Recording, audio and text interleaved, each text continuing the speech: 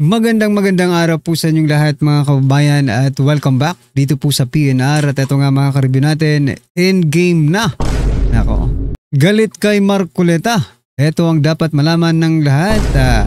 Ayan mga kababayan, patungkol po riyan ang ating aalamin at bibigyan ng komento ngayong araw na ito. Pero doon po sa mga hindi pa nakapag-subscribe sa ating munting channel, nakikiusap po tayo at humihingi po ng kaunting tulong. Please don't forget to subscribe at palike na rin po ng video ito. Maraming salamat po at eto na nga, simulan na po natin to.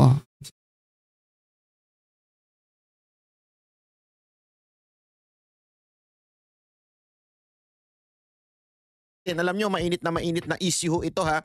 Ito pong patuloy na nadidiscover ni Marcos. Ngayon lang niya nadiscover. Hindi ko talaga maintindihan mga kababayan. Presidente ka, wala kang kaalam-alam. Ano nangyari sa'yo? Ito na lang halimbawang useless. Saan nga? Yan, walang kaalam-alam. Sabi po ni Sir Banat ba eh. At saka, ikukunik ko lang po mga kababayan kasi napakalaki rin po ng Confidential and Intelligence Fund ng ating Pangulo. Tapos ganyan lang sasabihin niya sa taong bayan. Wala siyang alam, di ba? Saan na po napunta yung 4 billion, di ba? Na magiging maging propose niyang maging CIF, no? Confidential Intelligence Fund sa 2026. At saka yung mga nakaraan pa. Magkano ba ang Confidential Intelligence Fund niya? Para sabihin niyang wala siyang alam. Parang very not acceptable, di ba? Para sa atin. Kasi ang laki ng pondo na kinukuha mo para lang mag-gather ng intelligence, no? Wala rin naman palang mapapatunguhan. Paano mo ngayon niya madidepensa? Mismong si Marcos sinabi niyang useless. Sino bang presidente? Di ba? Sino bang may sasabihin na naman ng iba, argumento na naman ng iba. Kasi hindi panahon ni Marcos yan. Panahon niya yan nung mga nakarang administrasyon. Hanggang sinisisi nga, umabot na hanggang kay Gloria. Lahat ngayon sinisisi na except yung sarili. Magandang araw po sa inyong lahat. Ako po si Banat Bay at ito pa rin po, nagbabalita po tayo mula po sa Europa, sa bansang Netherlands, Amsterdam, dahil nandito po tayo para sa pagbisita po ng mga magkakapatid na mga Duterte ay tayo po ay pupunta doon at susubukan natin makakuha ng mga bagong scoop sa ating mga Duterte, sa ang kanilang mga anak ni Pangulong Duterte. Ngayon, eto na, pag-usapan na ho natin. Alam nyo, mainit na issue ito ha. Ito pong patuloy na nadidiscover ni Marcos. Ngayon lang niya nadiscover. Hindi ko talaga maintindihan mga kababayan. Presidente ka, wala kang kaalam-alam. Ano nangyari sa'yo? Ay nako. Yan ang mahirap, kaka-party. Party ka kasi ng party dyan sa Malacanang eh. Ngayon, after 3 years, saka mo marirealize, sasabihin mo pa na useless. Sa totoo lang, alam mo, Mr. Marcos, ikaw ang useless. Hindi, that's the truth. Wag na tayong magmaang-maangan. Ikaw talaga ang walang silbi. Yun ang totoo. Useless ka. Ikaw ang presidenteng, ewan ko, nagmalaki na merong 5,500 na flood control. Tapos biglang pupunta ka ngayon, sasabihin mo, wala pala. Hindi ba? Gago! Saka nakakita ng presidenteng ganun. Hindi, alam mo, eto, ganito lang yan eh. Okay lang naman sana eh. Okay lang sana kung ma-realize mo ngayon. O bakit wala itong mga to? O bakit ganito ito? Palpak ito yung mga useless, bla bla bla bla bla bla, ganito, di ba? Okay sana yan eh. Okay sana yun. Ang problema kasi, nagbida-bida ka.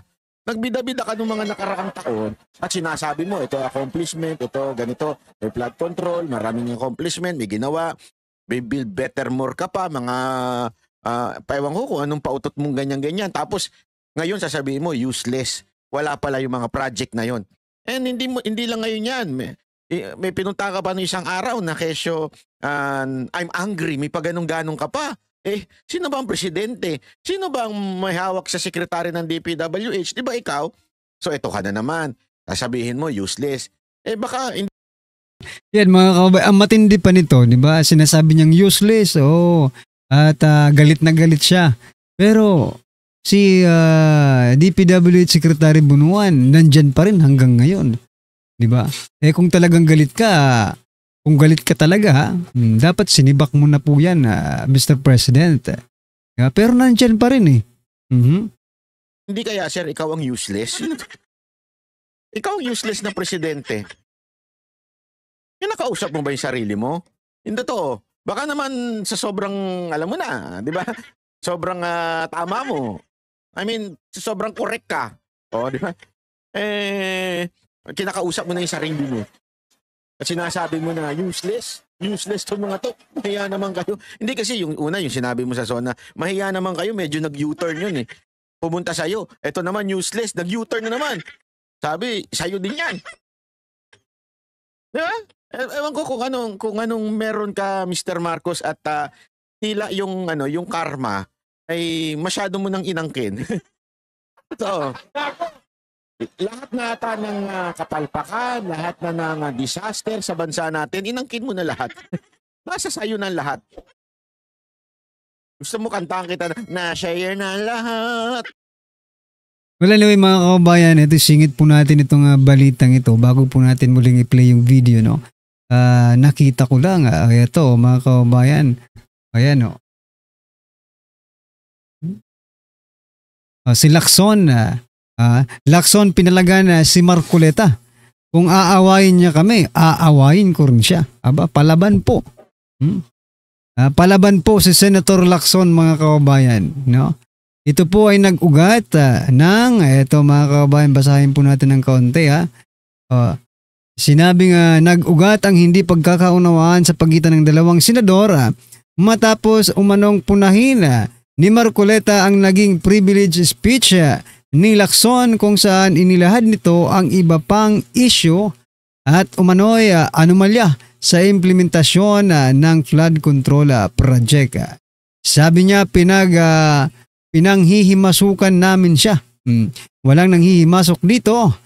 Gusto ko lang i-correct ang misimpression na kinikreate ni Senator Marcoleta. Ayon po yan kay Lacson mga kababayan. Kasi baguhan nga lang po itong si Senator Dante Marcoleta. Naungkat din ang suwisyon ni Lacson hinggil sa umano'y pagpapaliban ng Blue Ribbon Committee hearing sa Lunes. Kaugnay na pa rin ng pagpapatuloy ng investigasyon sa flood control project dahil sasabay daw ito sa pagdinig ng Development Budget Coordination Committee para sa 2026 National Budget. Yan lang ang problema niyo. Gusto niyang banatan si Marcoleta. Diba? Sabi po dito sa comment, mga kababayan, ito, papakita natin yung mga kababayan nating nagko-comment, no? Sisimulan na nilang pagplanuhan si Marcoleta dahil gusto nila maghari-harian sa Senado. Mga akala mo kung sinong matatalino at marunong, pakitang gilas lang naman laman ng mga utak. Marcoleta, puro ingay, pasikat lang yan, go Lacson. Go Lacson daw, pasikat lang si kung Marcoleta. Sabi po yan ni Elmer La Benoha. Open nga natin yung account niya, tingnan lang natin. Kaso nga lang, yan papakita natin, nakalock po yung profile. Yung nag-comment. Itong hindi ko talaga maintindihan. Nagko-comment sila against Marcoleta pero nakalock po ang kanilang mga profile. Nako po. Tama ay nako. Away ang putik isip bata nasa Senado. Oo nga no. Ganyan naman ang mga Pinoy, okay? Lacson, kakain ka lang ng alikabok kay Marcoleta. Di ka naman abogado. Nagtatatanong ka lang sa abogado nang sasabihin mo. Tumanda na kayo sa Senado, di nyo naman napatino ang sistema ng Pilipinas, correct? Correct, di ba? Ano kasi eto ang opinion ko lang dyan, baka naiinggit, nai-insecure sila dito kaya Senator Dante Marcoleta because nasa spotlight ngayon si Senator Dante Marcoleta. Lahat po ng mga taong bayan na nakatutok dito sa kanyang investigasyon. no? At siya po ang nag-iimbestiga, siya po ang chairperson. Ang naiisip po dito, baka lang naman naiinggit itong si Lacson dito po kay Senator Marcoleta, kasi siya ilang beses na po siyang naging senador, di ba? Si Senator Dante Marcoleta ngayon lang, pero yan po ang hinawakan niya, di ba? Anyway, eto mga kabayan, pasadahan na po natin to. Ang kanta ni Daniel Padilla ba yun? Pambira ka eh. Hindi. Alam mo ito kaya nga minsan ito mga nakaraang araw bumabanat ako doon sa mga vlogger na tanso. Alam mo kung bakit? Kasi yung mga vlogger na tanso, wala talaga silang mai-content sa'yo. Yung mga loyalista mong mga vlogger, wala silang mai-content tungkol sa'yo. Wala silang mga argumento about your accomplishment, why na hindi ikaw may kasalanan, hindi kanila kayang ipagtanggol ng merong lohika. Di ba? Etong mga vlogger ni Marcos, ang alam lang, abangan ang mga video namin. Mga Duterte supporter, abangan lang ang mga post namin, abangan lang si BP Sara Duterte kung ano masisira nila kay BP Sara Duterte, kung ano mabababoy nila kay BP Sara Duterte. Walang lohika yung kanilang mga argumento. Puro na lang, ito si Banat Bay, bayad bay. Ano ngayon? I mean, anong argumento mo para masabi mong bayad bay? Yung mga ganyan. Dapat magbibigay ka ng argumento mo kasi ganito si Banat Bay, kasi ganito ginawa niya, kasi ganito, di ba? Para mapatunayan natin. Halimbawa nag-akusa ako na antangan ninyo, tambobo ninyo. Talaga naman, bakit? Pinipresenta ko sa inyo ngayon na itong mga vlogger ni Marcos, wala talaga silang argumento, wala silang lohika, wala nga silang maipakita na depensa doon sa mga akusasyon ng mga ibang tao o mga kritiko kay Marcos. Ibig sabihin, wala sila, they are useless, senseless, wala silang kwenta. Ngayon, pinapatunayan ko sa inyo, nabobo, tanga talaga itong mga animal na to. Sila naman, wala lang. Basta lang. Kasi nga po, again, hindi naman po sila seryosong mga vlogger. Sila po yung mga vlogger na yung taga-kanto lang. Di ba, alam mo yun, yung vlogger lang na nakadampot ng cellphone, tapos nagsimula na mag-vlog, tapos nakita ng amo nila na gusto maging presidente, binabayaran na sila ngayon, di ba?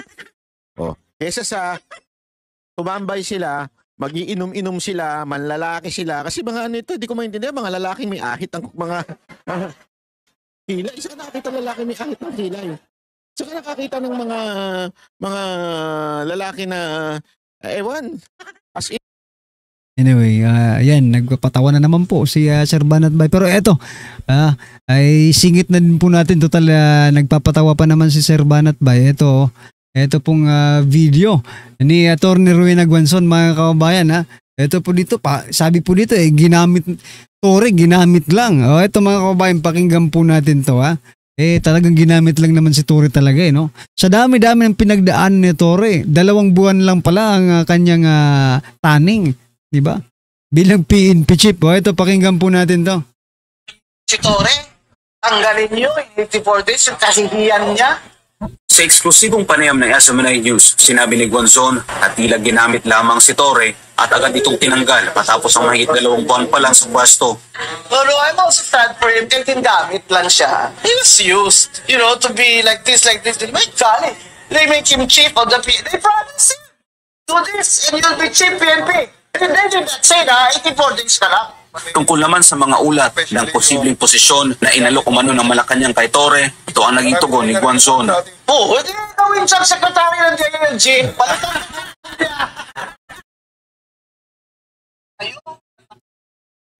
yan mga kababayan. Yun dapat pala ang ginawa nila. Dapat hindi pala nila. Kasi dami-dami, di ba? Ngayon parang naaawa na tuloy tayo kay Tory ngayon. Sa dami-dami na ginawa ni Tory, si Tory pa talagang tinanggal.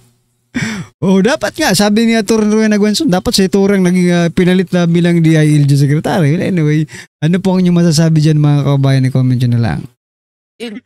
Ang tapang-tapang ko pero alam mo namang namamakla. Hindi mo talaga maintindihan kung anong klaseng mga tao itong kinuha ng administrasyon nito. Para lang talaga mambuisit. Alam mo, perfect example niyan, si Claire Castro. Si Claire Castro halata naman kinuha lang siya para talagang itroll ang mga Duterte. So that, akala siguro nila, pag tinroll nila si BP Sara Duterte o pag tinroll nila mga Duterte, ang gagawin lang ng mga Duterte vloggers ay kung hindi depensahan si Vice President Sara Duterte. Ang hindi nila maintindihan, the Vice President doesn't need to be defended. Basta ganun. Oh. Hindi kailangan na depensahan si VP Sara Duterte. You know why? Kasi kayang-kaya niya. Kayang-kaya niyang depensahan sarili niya. At the same time, hindi na kami kailangan na depensahan siya kasi yung mga tao, alam nila yung obvious.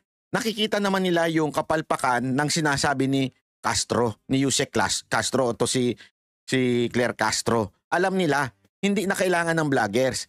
Yun ang kinamalian nila. Ngayon, yung mga kinukuha naman ng administrasyon nito na para mambash ng mga kapwa vlogger para mambash ng mga Duterte vloggers, wala naman silang mga utak. Wala naman din silang matinong, alam mo yun, ewan ko kung may pinag-aralan ba yung mga yun o hindi, kasi ayoko sanang ganunin yung may pinag-aralan kasi may matalino naman kahit walang pinag-aralan I mean hindi nagpasok sa school. May mga matatalino, merong street smart na tinatawag sila. Wala nang ang pinag-aralan, hindi pa street smart. Para talagang nadampot mo sa kanto na nagiinuman, na alam mo yung opinionated. Minsan nga, mas matalino pa yung mga nakikipag-inuman kaysa sa kanila Oh! Pumunta kayo sa mga inuman, minsan may mga logic pa yung ibang tao doon. O di kayo. Anyway mga kababayan, ano po ang inyong reaksyon, opinion patungkol po sa video ito? I-comment nyo na lang po sa baba. Para at least alam po ng ating mga kababayan ng inyong opinion. Maraming salamat po. Please don't forget to like the video. Maraming salamat po.